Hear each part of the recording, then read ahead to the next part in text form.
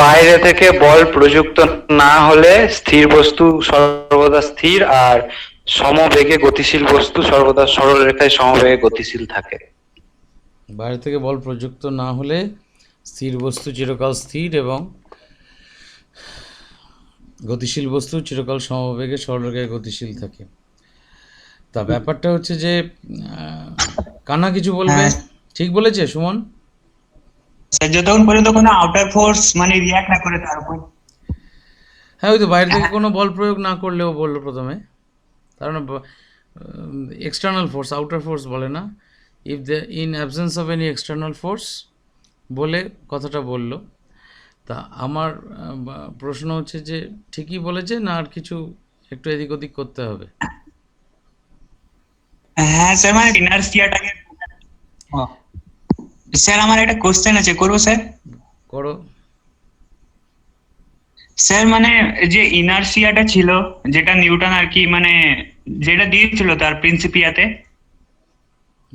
Sir ওইটা বলছি যে ওই ইনার্সিয়াটা গ্যালিলির ছিল, মানে দেওয়াটা না, ওটা নিউটন ফার্স্ট ইনভেন্ট করেছিল।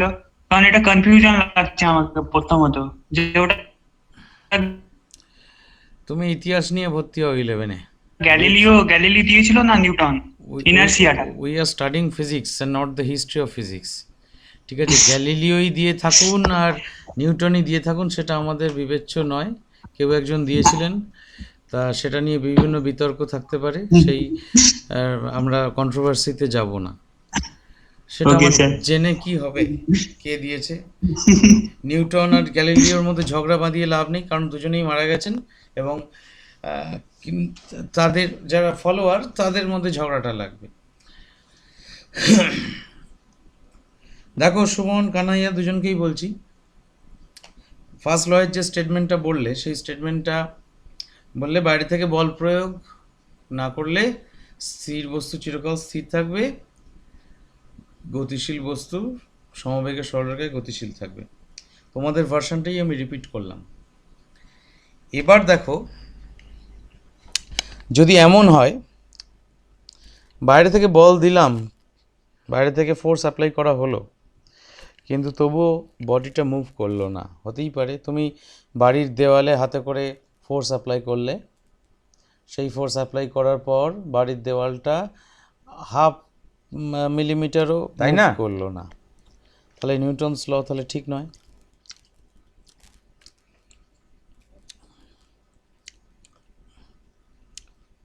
এক্সটার্নাল ফোর্স তো দিচ্ছি, আমার গায়ে যত জোর আছে সব জোর দিয়ে দেওয়ালটাকে ঠেলছি, but the wall does not move. তা সেক্ষেত্রে তাহলে নিউটনস ল ঠিক নয়, কারণ আমি বাইরে থেকে বল প্রয়োগ করা সত্ত্বেও বস্তুটা স্থিরই তো আছে। তাই বল প্রয়োগ না করলে স্থির থাকবে, বল প্রয়োগ করলে আর স্থির থাকবে না, তার মানে এটা তো হচ্ছে না।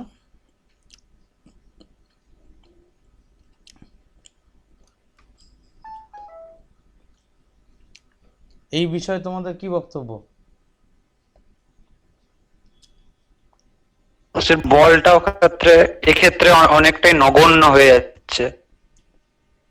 নিউটনের লতে তো কোথাও বলা নেই যে নগণ্য বল প্রয়োগ না করিলে স্থির বস্তু চিরকাল স্থির থাকবে এবং গতিশীল বস্তু চিরকাল সমবেগে গতিশীল থাকবে। সেখানে নগণ্য বলের কথা তো বলা নেই, তাই না? বললো বাপ রে বাপ, এত ভেবে কোনো দিন তো পড়িনি, পড়তে হয়েছে, পড়েছি। আমরা আসল কথা একটু ইনকমপ্লিট ভার্সন পড়ি স্টেটমেন্টটা। বাইরে থেকে বল প্রয়োগ করে বস্তুর গতীয় অবস্থার পরিবর্তনে বাধ্য না করলে,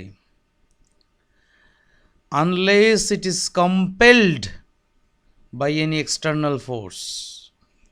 এই কম্পালশনের কথাটা ভুলে যাচ্ছ, বাধ্য করার কথাটা ভুলে যাচ্ছ বলতে। আমি ক্লাসে যখন পড়িয়েছিলাম, জানি না 9-এ সম্বন্ধে ক্লাস ছিল কি না আমার, আমি কিন্তু আলোচনা করেছিলাম।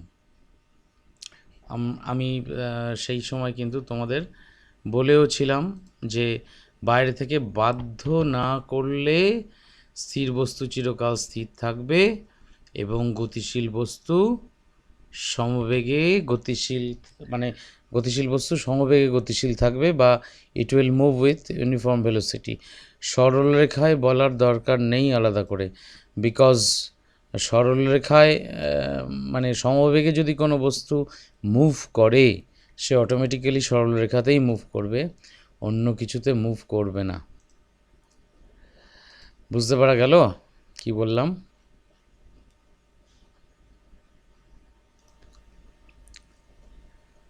হ্যাঁ না না? হ্যাঁ স্যার, বোঝা গেছে যতটা হতে পারে। হুম। 2 নম্বর সূত্র, যেটা দ্বিতীয় সূত্র, সেটা স্টেটমেন্টটা কানহাইয়া বলো দেখি।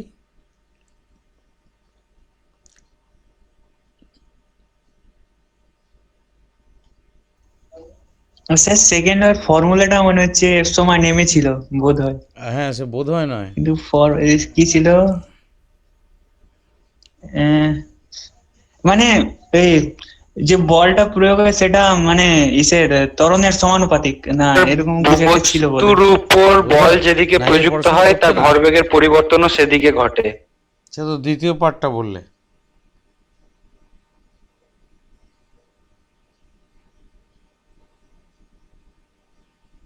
দ্বিতীয় সেন্টেন্সটা বললে, প্রথম সেন্টেন্সটা কি? ভরবেগের পরিবর্তনের হার বস্তুর উপর প্রযুক্ত বলের সমানুপাতিক হয়, ভুলে গেছো? ভরবেগের হ্যাঁ, মনে পড়লো। তাহলে when force is applied on a body, the rate of change of linear momentum is directly proportional to the applied force, and the change takes place in the direction in which the force acts.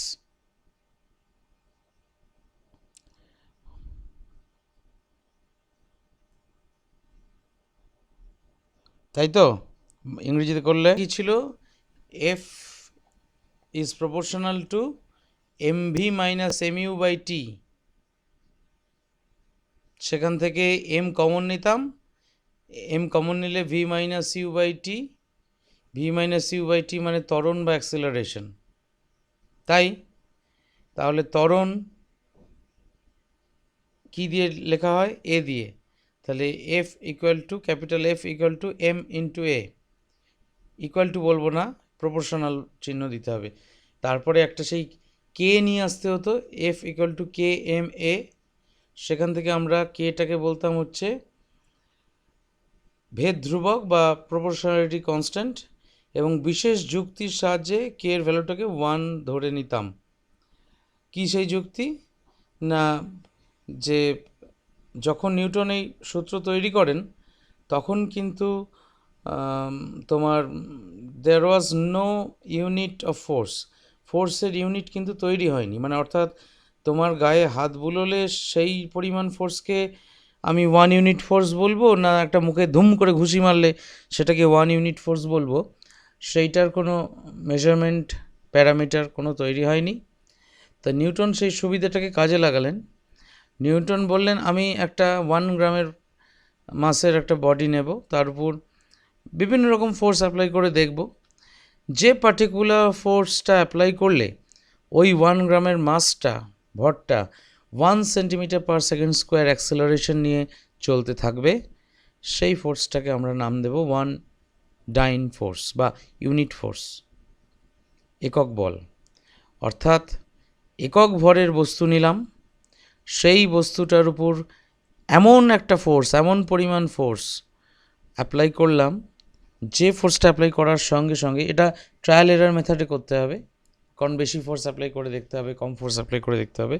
এই করতে করতে একটা particular force apply করার সঙ্গে সঙ্গে দেখব the body moves with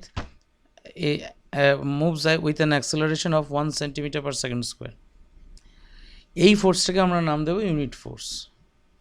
তাহলে তাই যদি হয়, তাহলে এখন আমি যদি এইভাবে ভাবি, তাহলে বডির মাস যেটা নিয়েছি সেটা 1 গ্রাম বা 1 ইউনিট, ইউনিট দিয়েই বলি কারণ সিজিএসএসআই পরে আসছি। অ্যাক্সিলারেশন সেটাও ইউনিট অ্যাক্সিলারেশন হচ্ছে, একক ত্বরণ হচ্ছে, এবং যে ফোর্সটা আমি অ্যাপ্লাই করলাম সেটা বাই ডেফিনিশন অফ ফোর্স, এই যে সংজ্ঞাটা বললাম ফোর্সের, সেই ফোর্সের ডেফিনিশন অনুযায়ী সেটাও হচ্ছে ইউনিট ফোর্স। তাহলে এফ এর ভ্যালু 1, এম এর ভ্যালু আগে থেকেই 1, এবং এ মানে অ্যাক্সেলারেশন তার ভ্যালুও 1। তাহলে ওই ইকুয়েশনে F equal to k m a, এই ইকুয়েশনে যদি 1 equal to k into 1 into 1 বসিয়ে দাও, ওই অবটেন কে ইকুয়াল টু 1। আমরা কে ইকুয়াল টু 1 পেয়ে গেলাম। তাহলে কে কনস্ট্যান্টের মান বা ভ্যালু বেরিয়ে গেল। তাহলে সেটা এবার ইকুয়েশনে যখন পুট করব, we will get F equal to m a. তাহলে কে ভ্যানিশ করে গেল। এই অবধি পড়েছিলাম। আর থার্ড লটা জিজ্ঞাসা করবো না, থার্ড লটা তোমরা দুটো ল বলেছো সাকসেসফুলি। আমি এবার আনসাকসেসফুলি থার্ড লটা বলি। To every action there is an equal and opposite reaction. প্রত্যেক ক্রিয়ারই সমান এবং বিপরীত প্রতিক্রিয়া আছে। আমি আজকে খুঁজে একটা এই এনসাইক্লোপিডিয়া ব্রিটানিকা সাইট এতক্ষণ দেখতে পাচ্ছ স্ক্রিনে, নিশ্চয়ই পাচ্ছ তো দেখতে? হ্যাঁ কি না বলো। হ্যাঁ, এইখানে দুটো জিনিসপত্র আছে, একটু দেখে নাও, বেশ সুন্দর শুনতে লাগবে। এখানে একটা এই যে এখানে একটা বাস্কেটবল দিয়ে একটা কথা লিখেছে। when a basketball player shoots a jump shot, the ball always follows an arching path. The ball follows this path because its motion obeys Isaac Newton's laws of motion. এইখানেও একটা ভিডিও আছে, ভিডিওটা আমি play করলে দেখতে পাবে। এইখানে rocket যাচ্ছে আর এখানে একটা লোক দাঁড়িয়ে আছে। দেখি ভিডিওটা কি দেখাচ্ছে। ভিডিওটা যদি প্লে করি, দেখি ভিডিওটা দেখতে পাবে।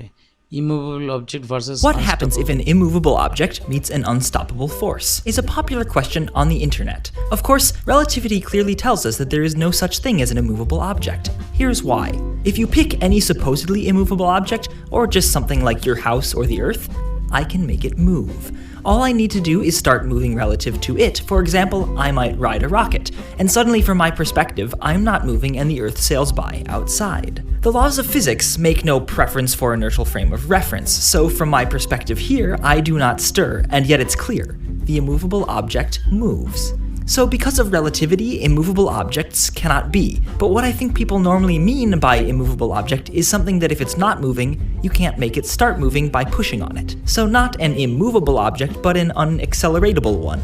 Using Newton's second law, we know that an object's acceleration is equal to the total force on it divided by its mass, though you've probably seen this as F equals ma. So an unacceleratable object would be an object with infinite mass, an object so massive that no matter how big the total force F is, when you divide F by m, you always get 0. Of course, as we've said, not being able to accelerate an object doesn't necessarily mean that the object isn't moving. It just means that you can't directly change its speed. If it's not moving, then it'll stay not moving. And if it's moving at 100 miles an hour, then it'll stay moving at 100 miles an hour. So, what about an unstoppable force? Well, all the fundamental forces in nature are actually caused by particles, like photons or gluons or gravitons, that interact with an object and change its momentum. The only way to not be affected by a force is to not interact with it at all, like how electrons don't interact with gluons so they aren't subject to the strong nuclear force. Even light itself is an unstoppable force. Every photon that hits your body changes your momentum a tiny little bit, and there's nothing you can do about it other than avoid light altogether or become transparent. So all forces are already unstoppable. But my impression is that the phrase unstoppable force isn't really meant to imply anything about forces like electromagnetism or gravity, but rather something that you cannot stop from barreling down on you. That is, an object whose velocity cannot be changed by pushing on it. So if by an unstoppable force we mean an object moving at a speed that can never be changed, then that means the object cannot accelerate. But wait a second, this sounds familiar. Recalling what we learned earlier, an unstoppable force must be an unacceleratable object. And that means that an unstoppable force and an immovable object are really just the same, viewed from different reference frames. Now, since infinite mass requires infinite energy, we don't know of anything in the universe that behaves like this, not the least because it would automatically be a black hole so big that everything in the universe would already be inside of it. But what if we ignored gravity and imagined there were an unaccelerated object? Well, first, it would be an infinite source of free power and would allow us to live in a 100% happy utopian society and break the second law of thermodynamics and probably create portals and time travel too. You can do a lot with infinite energy. But more importantly, if two of these infinitely massive unacceleratable objects were moving towards each other and collided, then since by definition it's not possible for the velocity of either of them to change, the only possibility is that they must pass right through each other with no effect on each other at all.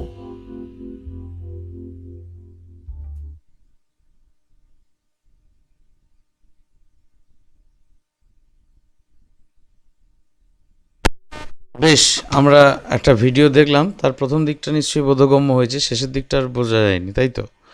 তা শেষের দিকটা এক্ষুনি তোমাদের বোঝার দরকারও নেই। যদি আমার মতো অপদার্থ বিজ্ঞান নিয়ে পরবর্তীকালে পড়াশোনা করো, তখন শেষের দিকগুলো বুঝলেও চলবে, রেডিয়েশন, প্রেশার ইত্যাদি ইত্যাদি যেগুলো ছিল। তা এখানে একটা কথা যেটা ওরা আলোচনা করলো সেটা হচ্ছে আনঅ্যাক্সিলারেটেড মানে হচ্ছে আর আনস্টপেবল দুটো, আর ইমুভেবল মানে অ্যাকচুয়ালি ইমুভেবল অবজেক্ট বলে বাস্তবে কিছু হয় না। কারণ কি? কারণ এদের ভার্সন বা এটাই আসল ভার্সন যে ইমুভেবল কখন বলি আমরা কাউকে, যখন আমার রেসপেক্টে সেই অবজেক্টটা মুভ করে না। তাহলে আমি যদি অবজেক্টটা থেকে দূরে চলে যাই নিজে নিজে হেঁটে, তাহলে আমি তো আমার রেসপেক্টে স্থিরই আছি, তাহলে অবজেক্ট আমার থেকে দূরে সরে গেল, তার মানে আমার রেসপেক্টে মুভ করলো। অর্থাৎ আমি আমার পার্সপেক্টিভে আমি যখন রাস্তা দিয়ে হাঁটি তাহলে ভাবি যে তোমার কি ভাবি যে আমি যে জায়গায় আছি সেই জায়গাতেই আছি, আস্তে আস্তে যেটা আমার ডেস্টিনেশন সেই ডেস্টিনেশনটা আমার কাছে এগিয়ে আসছে। অর্থাৎ ধরো তুমি সিউড়ির দিকে হাঁটছো মানে খানিকটা বাদে দেখবে Suri has reached you, Suri তোমার কাছে পৌঁছে গেছে। তা এইটা আলোচনা করতাম আজকে, সেই আলোচনাটা জেট টেনেই বলি। Newton's first law of motion থেকে কি জানতে পারা যায়? যদি বলো যে we get the concept of inertia, it is good. Inertia of rest কি, ইনার্শিয়া অফ মোশন কি তোমরা জানো? আর কি জানো? আর একটা ভয়ঙ্কর ভুল জিনিস জানো, যে ফার্স্ট ল থেকে বলের সংজ্ঞা পাওয়া যায়। ক্লাস 9-এ যখন পড়েছিলে খুব সম্ভবত ক্লাসেও তাই পড়ানো হয়েছিল স্কুলে, ঠিক তো?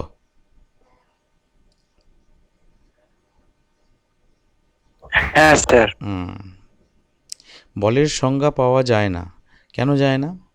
তার কারণ হচ্ছে যে বল সংজ্ঞা পেতে গেলে, ধরো ফার্স্ট ল স্টেটমেন্টটা আমরা আরেকবার ফিরে দেখি যে বাইরে থেকে বল প্রয়োগ না করলে এই ঘটনাগুলো ঘটে। আমরা যদি নিউটনের সূত্রগুলোকে একটুখানি ক্যাটেগরিক্যালি ভাগ করে নিই, তাহলে ফার্স্ট লটা বলছে যে বল প্রয়োগ না করলে কি হবে, দ্বিতীয় লটা বলছে বল প্রয়োগ করলে কি হবে, আর থার্ড লটা বলছে যার উপর বল প্রয়োগ করব সে আমাকে রিটার্ন গিফট কি দেবে, ঠিক তো? এইভাবেই আছে তিনটে ল, এবং তিনটে লয়ের মানে আলাদা আলাদা একটা পজিশন বা আলাদা আলাদা একটা ভূমিকা আছে। তা ফার্স্ট লতে যেখানে বলাই হচ্ছে বাইরে থেকে বল প্রয়োগ করা না হলে, when there is no external force, তাহলে যে জিনিসটা আমি প্রয়োগ করছি না, যে জিনিসটা অ্যাবসেন্সে কি ঘটনা ঘটছে সেইটা নিয়ে যখন আলোচনা করছি, then how can we conclude যে what is the definition of force? আমরা কিভাবে ফোর্সের সংজ্ঞা দিয়েছিলাম ক্লাস 9-এ, যদিও সেটা ঠিক দিইনি, ভুল দিয়েছিলাম, যে তাহলে বল তাহলে এমন একটা কিছু যেটা প্রয়োগ করলে স্থির বস্তু চিরকাল স্থির থাকবে না, গতিশীল বস্তু চিরকাল গতিশীল থাকবে না, এরকম একটা কোনো entity. But this is a negative statement. কেন না? অর্থাৎ ধরো আমি একটা স্টেটমেন্ট দিলাম যে সুমনের মাথায় জোরে যদি আমি চাঁটি না মারি তাহলে সুমন কান্নাকাটি করবে না। এটা ধরো আমার ফার্স্ট ল ফর সুমন। তার মানে কি এটাই দাঁড়ায় যে আমি যদি জোরে চাঁটি মারি সুমন কান্নাকাটি করবে? নাও তো করতে পারে, ও যদি সহ্য করে নিতে পারে কান্নাকাটি করলো না। তাহলে ব্যাপারটা হচ্ছে যে আমি যখন আমার সুযোগ আছে, আমি পরবর্তীকালে আমি বলের ডেফিনেশন অন্যভাবে দিতে পারি, তাহলে আমি সেই সুযোগটাকে কাজে লাগাবো না কেন? ফার্স্ট ল আমাদের ফোর্সের, কোনো বইতে দেখবে লেখা আছে বলের গুণগত সংজ্ঞা পাওয়া যায়, qualitative definition of force, bogus. there is nothing called qualitative definition. Qualitative definition বলে কিছু হয় না, এবং কোয়ালিটেটিভ ডেফিনেশন বলে যেটাকে চালানো হচ্ছে সেটা আসলে বেসিক্যালি ওই একটা নেগেটিভ স্টেটমেন্ট, মানে নেগেটিভ ইন্টারপ্রিটেশন। অর্থাৎ বল প্রয়োগ করা না হলে এই ঘটনাগুলো ঘটে, তাহলে বল প্রয়োগ করা হলে, ফোর্স অ্যাপ্লাই করা হলে নিশ্চয়ই তার উল্টো ঘটনা ঘটবে, তাহলে force is something like that. Not necessarily true, নাও হতে পারে। এটা তো গেল একটা দিক। ইনার্শিয়া বা জাড্ডু কি জানো? আর একটা জিনিস যেটা জানতে পারা যায়, যেটা এই ভিডিওতে তোমরা একটু দেখলে, সেইটা নিয়ে একটু আলোচনা করে রাখা দরকার। সেটা হচ্ছে নির্দেশতন্ত্র, বা ইংরেজিতে বলা হয় রেফারেন্স ফ্রেম। না, what is reference frame? Reference frame হচ্ছে যার রেসপেক্ট বা যার সাপেক্ষে আমরা কোনো মোশন বলো বা যে কোনো জিনিসকে স্টাডি করি, সেটাই হচ্ছে রেফারেন্স ফ্রেম। অর্থাৎ জাস্ট একটা উদাহরণ হিসেবে বলি, যে ধরো তোমার স্কুলে স্পোর্টস হচ্ছে, সেখানে তুমি মাঠে, যেখানে ট্র্যাক অ্যান্ড ফিল্ড ইভেন্ট, তার পাশে মাঠের ধারে বসে আছো, তোমার বন্ধু ট্র্যাকের মধ্যে দিয়ে দৌড়াচ্ছে। সেই অবস্থায় তুমি বন্ধুকে দেখলে, your friend is in motion. এবার যদি তুমি ওই ট্র্যাকের মধ্যে, তার পাশের ট্র্যাকে বন্ধুর সঙ্গে ওই রেসে পার্টিসিপেট করো এবং একই স্পিডে দুজনে দৌড়াতে থাকো, তাহলে your friend is now at rest with respect to you. তোমার সাপেক্ষে তোমার বন্ধু এখন কিন্তু স্থির অবস্থায় আছে। তাহলে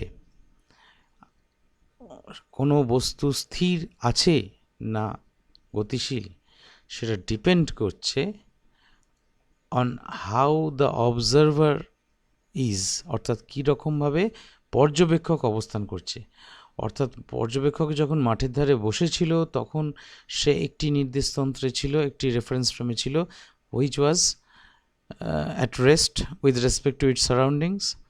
আবার যখন অবজারভার যার মোশনটা স্টাডি করবে বলে ঠিক করেছে, তার সঙ্গে একই স্পিডে মুভ করছে, তখন কিন্তু তার অবজারভেবলকে, সে যাকে পর্যবেক্ষণ করছে তাকে সে কিন্তু রেস্টে থাকতে দেখবে। অর্থাৎ সেক্ষেত্রে অবজারভার কিন্তু গতিশীল নির্দেশতন্ত্রে আছে, বা বলতে পারো এটাকে বলা হয় ইট ইজ ইন মানে মুভিং রেফারেন্স ফ্রেম। এই রেফারেন্স ফ্রেমে মুভ করলে আমরা অনেক সময় মোশনটা বুঝতে পারি না। ধরো তোমাকে একটা আমি হাইপোথেটিক্যাল কেস বললাম, হাইপোথেটিক্যাল শুধু নয়, মানে তোমার বাস্তবে হয়তো করা সম্ভব হলেও আমাদের দেশে এটা সম্ভব কোনো দিনই হয়তো হবে না, মানে অন্তত আমাদের জীবদ্দশায় হবে বলে মনে হয় না। সেটা হচ্ছে সিউড়ি থেকে এই কচুজোর এই যে রাস্তাটা, এটা একদম ধরো মাখনের মতো রাস্তা আর কি, দুর্গাপুর এক্সপ্রেসওয়ের মতো একদম ঝাঁ চকচকে পরিষ্কার, কোথাও খানা খন্দ কিচ্ছু নেই, একদম স্মুথ, কোথাও আপ ডাউন কিচ্ছু নেই, সেরকম স্মুথ রাস্তা। সেই রাস্তায় তোমাকে একটা সাউন্ড প্রুফ বাসের মধ্যে বসানো হলো, সাউন্ড প্রুফ বাসের মধ্যে বসানো হলো, এবং জানলাগুলোয়, বাসের জানলাগুলোয় পর্দা দিয়ে ঢাকা, তুমি বাইরেটা কিছু দেখতে পাচ্ছ না। তুমি ধরো কচুজোরে বাসে চাপলে, বাসটা তারপর দরজা বন্ধ হয়ে গেল, you can't see anything outside, কিছুই দেখতে পেলে না। এমনকি সাউন্ড প্রুফ বাস বলে বাসটা ইঞ্জিনের আওয়াজ কিছু পাওয়া যাচ্ছে না, কোনো শব্দ পাওয়া যাচ্ছে না। এই অবস্থায় তুমি সিটে খুব কমফোর্টেবলি বসলে। সেই অবস্থায় বাসটা যখন একটু মুভ করতে শুরু করলো, তখন একটা ঝাঁকুনি খেলে, তারপর বাসটা ইউনিফর্ম ভেলোসিটিতে মুভ করে সিউড়ি চলে গেল। তুমি খানিক বাদে, 10-15 মিনিট বাদে দেখলে দরজা খুলল, তোমার সামনে সিউড়ি উপস্থিত। তোমার তাহলে কি সিদ্ধান্ত নেওয়া উচিত? What conclusions can you draw from this observation? That I was at rest, আমি রেস্টেই ছিলাম। কচুজোর ছিল এতক্ষণ আমার কাছে, এখন সিউড়ি আমার কাছে এগিয়ে এসছে, Suri has moved towards me, অর্থাৎ আমি আমার রেসপেক্টে তো ফিক্সড, তাহলে সিউড়ি নিশ্চয়ই আমার দিকে এগিয়ে এসছে। সিউড়ি আমার দিকে এগিয়ে এসছে, এই যে ধারণাটা, আমি তার মানে কিন্তু মোশনটা কিছু বুঝতে পারিনি। কেন বুঝতে পারিনি? Because I was moving at constant speed, মানে আমার কোনো স্পিডের কমা বাড়া হচ্ছিল না, কোনো ঝাঁকুনি ইত্যাদি কোনো কিছুই হয়নি।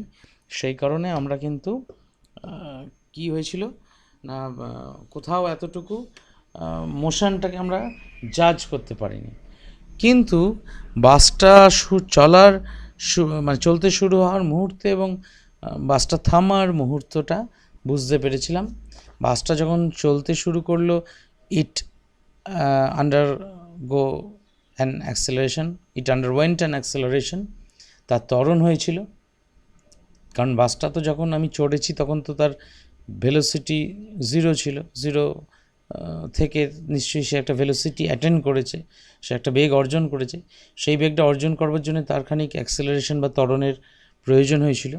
সেই সময় যে জার্কটা আমি বুঝতে পেরেছিলাম যে বাসটা স্পিড বাড়াচ্ছে, আর যে সময় ও ব্রেক কষে বাসটা দাঁড় করালো সেই সময়টাও আমি বুঝতে পেরেছি যে হ্যাঁ, বাসটা রিটার্ডেশন হচ্ছে, বাসটা থামছে। এই দুটো সময় ছাড়া আমি বাসের মোশন কোনো সময় বুঝতে পারিনি। খুব যদি একটু দামি ট্রেনে চাপো আর কি, অর্থাৎ যে ট্রেনে এয়ার কন্ডিশনড বগি, এয়ার কন্ডিশনড কামরা, সেই এয়ার কন্ডিশন কামরার মধ্যে ট্রেন যখন চলে না ইউনিফর্মলি ট্র্যাকের উপর দিয়ে, লাইনের উপর দিয়ে, ওই কামরাগুলো স্পেশালি ডিজাইনড, খুব জার্কিং কম হয়। এবং দ্বিতীয় কথা হচ্ছে ওই তোমার কোনো সাউন্ড আসে না, কাঁচের জানলা তো, ডাবল লেয়ার্ড গ্লাস দিয়ে জানলাগুলো তৈরি হয়, কোনো বাইরে থেকে সাউন্ড আসে না, তাই ট্রেনটা মুভ করছে না স্থির আছে এটা বোঝা যায় না। তা আলটিমেটলি যেটা মানে আমার বক্তব্য যেটা, সেটা হচ্ছে দেখো, আমি যখন স্থির ছিলাম যে আমার অনুভূতিটা হয়েছিল, আমার যা ফিলিং ছিল, বাসটা যখন ইউনিফর্ম ভেলোসিটিতে মুভ করছিল তখনও তাই অনুভূতি হয়েছে, অর্থাৎ আমি মোশনটা বুঝতে পারিনি। কিন্তু যখন বাসটার অ্যাক্সিলারেশন বা রিটার্ডেশন হয়েছে তখন কিন্তু আমি বুঝতে পেরেছি। তাই জন্যে এই নিউটনস ল অ্যাকচুয়ালি আমরা পরবর্তীকালে দেখব যে Newton's law valid in reference frames which are at rest or moving with uniform velocity, অর্থাৎ যে সমস্ত তোমার রেফারেন্স ফ্রেমগুলো রেস্টে আছে বা ইউনিফর্ম ভেলোসিটিতে মুভ করছে, সেই রেফারেন্স ফ্রেমগুলোকে ইনার্শিয়াল রেফারেন্স ফ্রেম বলা হয়। নাম হচ্ছে ইনার্শিয়াল রেফারেন্স ফ্রেম, বাংলায় বলে জড়ত্বীয় নির্দেশতন্ত্র। সেই জড়ত্বীয় নির্দেশতন্ত্র কিন্তু তোমার কি বলে, তখনই বলবো যে যখন আমার এই দেখবো আর কি, তোমার কোনো রেফারেন্স ফ্রেমে যারা আছে তারা যখন মুভ করছে ইউনিফর্ম ভেলোসিটিতে বা রেস্টে আছে। তা এছাড়া যখন অ্যাক্সিলারেশন নিয়ে মুভ করছে তখন কি ঘটনা ঘটছে, অ্যাক্সিলারেশন নিয়ে যখন মুভ করছে তখন আমি যেহেতু বুঝতে পারছি, মোশনটা বুঝতে পারছি ঝাঁকুনির জন্য, এই ধরনের রেফারেন্স ফ্রেমকে বলা হয় নন ইনার্শিয়াল ফ্রেম অফ রেফারেন্স। এবং এই নির্দেশতন্ত্রে কিন্তু নিউটনস ল ডাইরেক্টলি প্রযোজ্য নয়। এই রেফারেন্স ফ্রেমে কিন্তু নিউটনস লকে সরাসরি অ্যাপ্লাই করা যায় না। এবার একটা কথা বলি, সেটা হচ্ছে যে তাহলে স্যার আমরা অ্যাক্সিলারেটেড ফ্রেমে যদি নিউটনস ল অ্যাপ্লাই করতে না পারি তাহলে তো বেশিরভাগ ক্ষেত্রেই তো অ্যাক্সিলারেশন হবে, তাহলে নিউটনস ল অ্যাপ্লাই করতে পারবো না তো। এবং নিউটন নিজে বলছেন ফোর্স অ্যাপ্লাই করলে অ্যাক্সিলারেশন হবে, তাহলে কি করে হবে? অর্থাৎ ব্যাপার হচ্ছে অ্যাক্সিলারেটেড ফ্রেম অফ রেফারেন্সে কীরকম, ব্যাপারটা বুঝিয়ে বললে ব্যাপারটা পরিষ্কার হবে।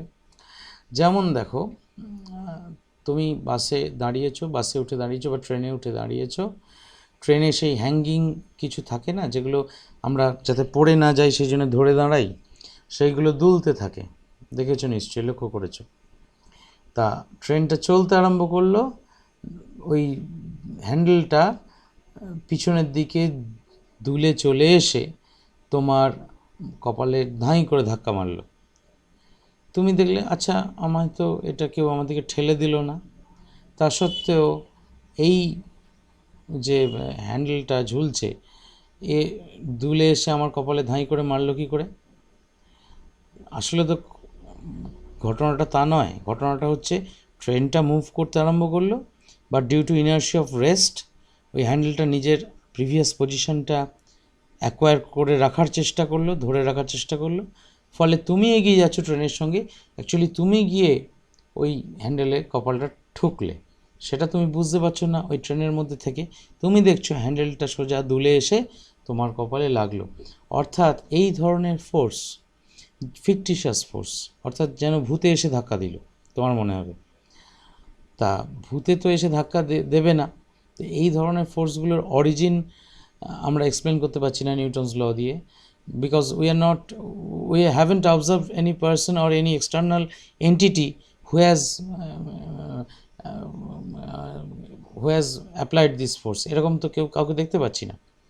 তা সেই ফোর্সটাকে যখন আমরা নিউটনস ল মানে লাগাবো, জবরদস্তি করে লাগাবার জন্য আমাকে ওই ফোর্সটাকে কী করতে হবে? বাংলায় বলা হয় অলিক বল, ইংরেজিতে বলা হয় সিউডো ফোর্স, মানে অ্যাজ ইফ যেন একটা মানে যেটা হুইচ ইজ নট রিয়েল, এরকম একটা আনরিয়েল ফোর্স ওখানে আছে, যে ফোর্সটা ওই হ্যান্ডেলটাকে আমার দিকে ঠেলে দিল। এই সিউডো ফোর্সের কনসেপ্ট ধরে নিলে উই ক্যান অ্যাপ্লাই নিউটনস ল। তাহলে নিউটনস ল, এরকম সিউডো ফোর্সের প্রচুর এক্সাম্পল আছে। যেরকম তোমরা নাগরদোলায় চেপেছো নিশ্চয়ই, সে নাগরদোলায় যখন নাগরদোলা ঘোরে, you always experience an outward force, একটা বাইরের দিকে যেন তোমায় কেউ ঠেলে দিচ্ছে, একটা বল অনুভব করো। But is there someone who is actually pushing you outside? তা তো করে না। তাহলে এটাও হচ্ছে তোমার কী বলবো, সিউডো ফোর্স। এবং খেয়াল করে দেখো এই ঘটনাটা কিন্তু কখন ঘটে না, যখন পার্টিকেলটা অ্যাক্সেলারেশন নিয়ে চলতে থাকে।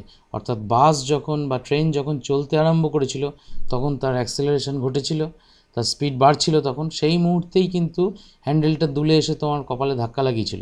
ট্রেনটা যখন ইউনিফর্ম ভেলোসিটিতে রান করবে তখন কিন্তু হ্যান্ডেলটা দুলবে না। ট্র্যাকের উপর যদি ইউনিফর্মলি রান করে তাহলে হ্যান্ডেলটা দুলবে না বিশেষ। আর তোমার এই নাগরদোলার যে উদাহরণটা দিলাম মেরিগো রাউন্ডের ক্ষেত্রে, সেখানেও ঠিক একই ঘটনা ঘটে।